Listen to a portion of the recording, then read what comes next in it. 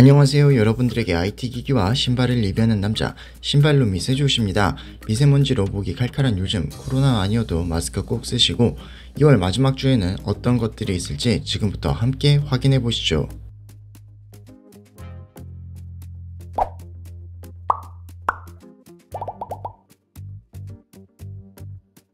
삼성전자 최신 플래그십 스마트폰 갤럭시 S23 시리즈가 출시 후 첫 소프트웨어 업데이트를 받고 있다고 외신이 보도했습니다. 업데이트는 갤럭시 S23, 갤럭시 S23 플러스, 갤럭시 S23 울트라 모델에 제공되고 있으며 펌웨어 버전은 S91X, BXXU1, AWBD, 용량은 약 567MB이며 업데이트에는 2월 보안 패치가 포함되어 있습니다.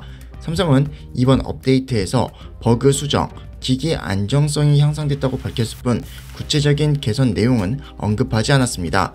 외신은 리뷰어들이 초기 보고했던 짜잘한 버그들이 수정됐을 가능성이 있다고 전했는데 업데이트는 현재 유럽에서 제공되고 있으며 조만간 다른 지역으로 확대될 것으로 예상하고 있습니다. 미국 반도체 업체 퀄컴이 올해 예상보다 빨리 스냅드래곤 8 3세대 프로세서를 출시할 가능성이 있다고 해외 매체 샘 모바일이 보도했습니다. 퀄컴은 일반적으로 12월 서밋을 열고 플래그십 차세대 칩셋을 공개하는데 작년에는 11월 중순 스냅드래곤 8 2세대 칩셋이 공개되었지만 최신 보고서에 따르면 올해에는 이르면 10월 말 차기 스냅드래곤 8 3세대 칩셋이 공개될 것으로 예상하고 있습니다.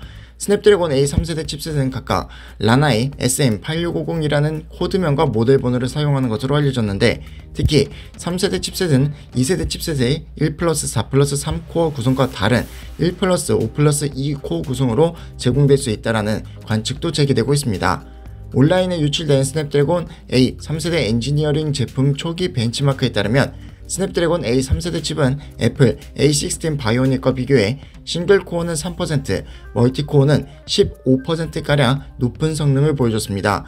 또 칩셋의 전력 소비도 20%더 감소할 것으로 알려졌습니다. 한편 스냅드래곤 3세대 칩셋은 삼성의 차기 갤럭시 S24 시리즈에 탑재될 예정입니다.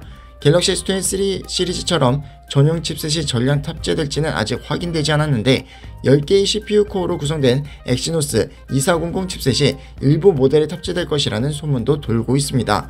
참고로 올해 발표될 차세대 폴더블 폰에 UFS 4.0 스토리지가 제공될 것으로 알려졌으며 갤럭시 탭 S9 시리즈에는 IP67 등급 방수 기능을 제공하면서 올해 하반기에 출시할 것으로 알려지고 있습니다. 또 갤럭시 S23 FE 출시 계획도 있는데 올해에는 FE 모델의 판매율을 위해 갤럭시 A74 출시를 건너뛸 수 있으며 스냅드래곤 8 1세대 플러스 모델 탑재로 가격도 낮출 것으로 알려지고 있습니다.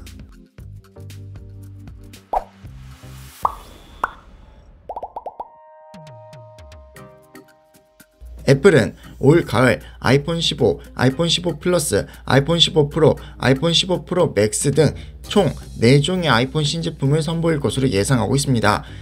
이 중 아이폰 15 기본 모델의 실물 사진이 온라인에 유출되었습니다.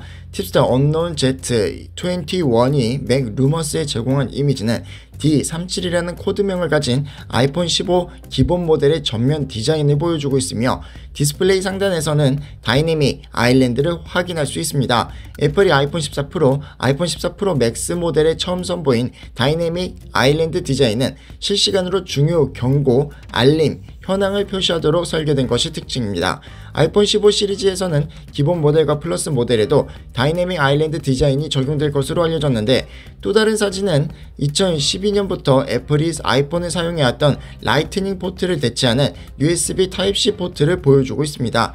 보고서에 따르면 USB Type-C 포트는 아이폰 15 시리즈 모든 모델에 적용되지만 아이폰 15 프로 모델 2종에만 데이터 전송 속도가 빠른 USB 3.2 또는 썬더볼트 3를 지원할 것으로 예상하고 있습니다. 또 애플이 아이폰 15 시리즈에서만 사용할 수 있는 암호화된 C타입 케이블을 개발하고 있다는 소문도 돌고 있습니다. 또 아이폰 프로 모델에는 램 용량이 6GB에서 8GB로 늘어나 멀티태스킹 성능이 향상될 것으로 외신이 보도했습니다. 뿐만 아니라 스페셜 에디션 색상으로 다크 레드, 즉 색상 코드 해시태그 410D0D로 더 매력적인 아이폰 15 프로를 제공할 것으로 보도했습니다. 다만 아직 출시 시기와는 꽤 거리가 있기에 계획이 변경될 수 있습니다. 구글이 작년 12월 발표한 크롬 메모리 세이버, 크롬 에너지 세이버 기능이 크롬 110 안정 버전에서 모든 사용자에게 순차적으로 제공되고 있다고 외신이 보도했습니다.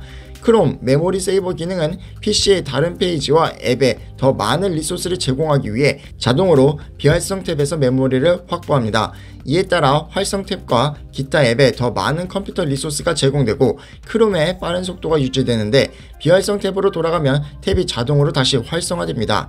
구글은 메모리 세이버 기능을 통해 크롬이 메모리를 최대 30% 적게 사용하며 활성 비디오 및 게임 탭을 원활하게 실행하는 데 사용할 수 있다라고 밝혔습니다. 또 크롬 에너지 세이버 기능은 크롬의 백그라운드 활동과 시각 효과를 제한하여 배터리를 절약해주며, 배터리가 20% 이하일 때만 켜기, 내 PC가 연결되지 않은 경우 켜기 등의 옵션도 제공합니다. 크롬 메모리 세이버, 크롬 에너지 세이버 기능은 맥, 윈도우 및 크롬북에 설치된 크롬 110 안정 버전에서 이용할 수 있습니다. 아직 기능을 받지 못했다면 이 영상의 고정글의 플래그를 통해 이용할 수 있습니다.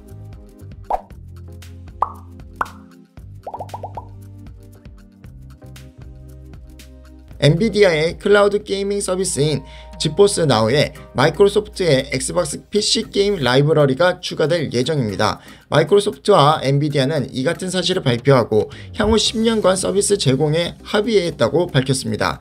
이번 계약으로 콜 오브 듀티 시리즈를 포함한 액티비전 블리자드의 모든 타이틀을 지포스 나우에서도 플레이할 수 있게 되며, 새롭게 출시되는 런칭 타이틀도 몇 주 안에 지포스 나우로 플레이할 수 있게 되었습니다.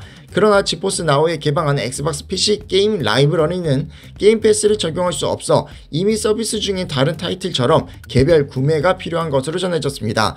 엑스박스 PC 게임 라이브러리라면 당연히 게임 패스를 기대했을 텐데 실망스러운 소식이 아닐 수 없습니다.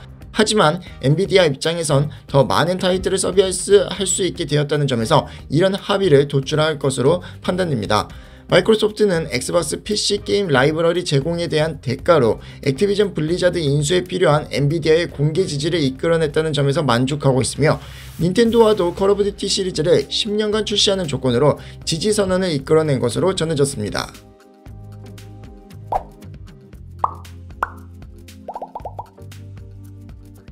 자, 여기까지 2월 마지막 주 IT 소식들을 전해드렸습니다. 이제 갤럭시 S23가 출시하고 난 뒤 폴더블 폰 소식도 조금씩 나오고 있네요. 2월 마지막 주 IT 소식들에 대한 여러분들의 생각을 아래 댓글로 남겨주시고 좋아요, 구독까지 해주시면 감사하겠습니다. 그럼 여러분들에게 IT 기기와 신발을 리뷰하는 남자 신발루미스 조시는 다음 영상에서 찾아뵙겠습니다.